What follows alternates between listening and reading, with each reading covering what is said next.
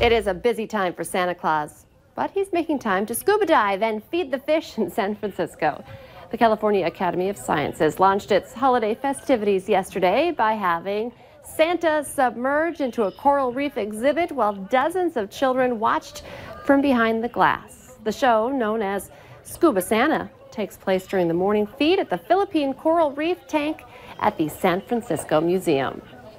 Hi, everyone, and thank you for joining us on this finally Bison Friday. I'm Jordan Schreier here with Lisa Bedell. We're just getting started with your news and weather to the top of the hour to help you plan your day. Family and friends of a missing TV anchor woman from Mason City, Iowa, are hoping coverage by a national news magazine turns into a break in the case. 48 hours will reveal new information about the 1995 disappearance of Jodi Huisentruit tomorrow. Some of the new information will focus on the last person to see her alive. The Mason City Police Chief would not comment on any people that might be mentioned in the show, but says he's optimistic that the program will help move the case forward. The North Dakota Highway Patrol is investigating the crash of a DOT snowplow and a minivan in the Northern Valley. Troopers say the two vehicles collided at an icy intersection yesterday morning near Tacoma in Cavalier County. The two people in the minivan were treated at the Langdon Hospital. The plow driver wasn't hurt. Just about 10 minutes before the top of the hour, you won't see many plows out today because we should hopefully melt some of that snow. Yeah, we saw some of that yesterday, and we'll just add more of that slush into the mix here for later on this morning and this afternoon as those temperatures rise. So we're looking at some mild conditions even this morning, though most of us are below freezing. It's a mild start to our day. It's 25 degrees in Fargo, 23 in Grand Forks, 30 in Jamestown. We're at 14 degrees in Howlock. So looking at a kind of a range of temperatures here, about a 15-degree difference from place to place in the valley. And looking at wind speeds that aren't that strong either. They're still out of the south or west, and those are both directions where we can expect milder air to be moving in with that wind. And we've got some clear skies, quiet weather. We're going to be treated to a pretty sunrise, I think, this morning. And travel should be a lot better this morning. You can see across the tri-state area some quiet conditions.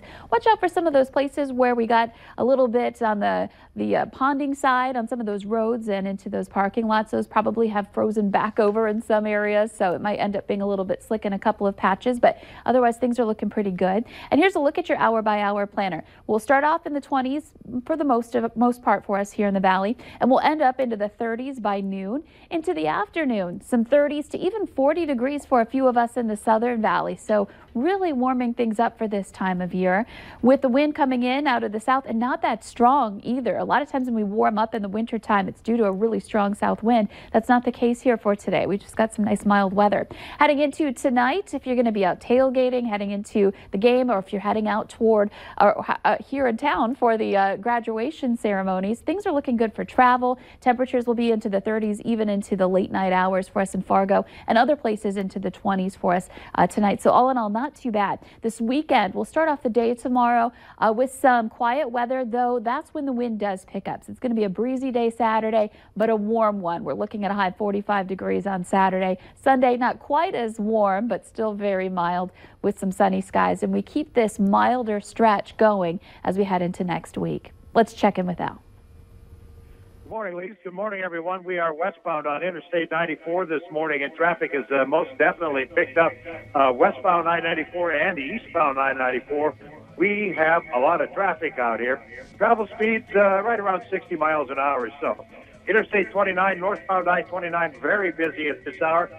Southbound I-29, pretty active as well. And we have a school bus that's pulled over on southbound Interstate 29, and there's another vehicle right by it. It's in a terrible spot, right where I-29 and Interstate and southbound I-29 meets with westbound Interstate 94. Flashers are on, but it's in a real difficult spot there, so make sure you're looking out for that. Roads are dry, ramps are in great shape. Make sure you are driving carefully today. Al Ahmed, Valley Today traffic. People in Moorhead are reeling after a social media threat had parents pull hundreds of kids out of school yesterday. Despite an alarming social media post, community leaders believe there was never any threat to students at Horizon Middle School. Police say the post was a bad decision and not intended to hurt anyone, but many kids don't understand the impact of social media and that even jokes can have serious and lasting consequences. District staff and police met yesterday to figure out how to respond faster and share more information with parents as situations arise. One Moorhead couple has lost its Christmas spirit after their Ring doorbell caught a porch pirate taking packages off their front doorstep. And now they're warning neighbors because the thieves are still on the loose. It's the next in a rash of thefts of deliveries from in front of people's homes around the metro. Police say people should take precautions and have a second drop-off location if you're not going to be home when your packages are delivered.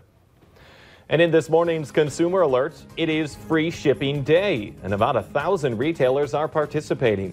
It's one of the last chances for retailers to guarantee arrival to your doorstep by Christmas Eve. The day was created more than a decade ago when some retailers collaborated to offer free shipping. Amazon is extending its free standard shipping offer until December 18th, and there's no minimum purchase required.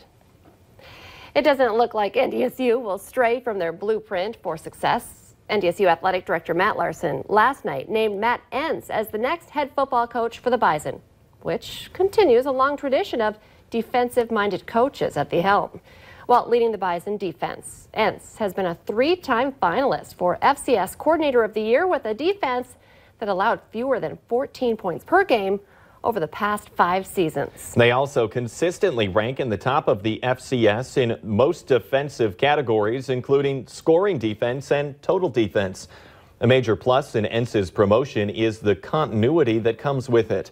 After 5 seasons with the Bison, he understands and respects Bison football and is expected to enforce it as he has as his time as a coordinator.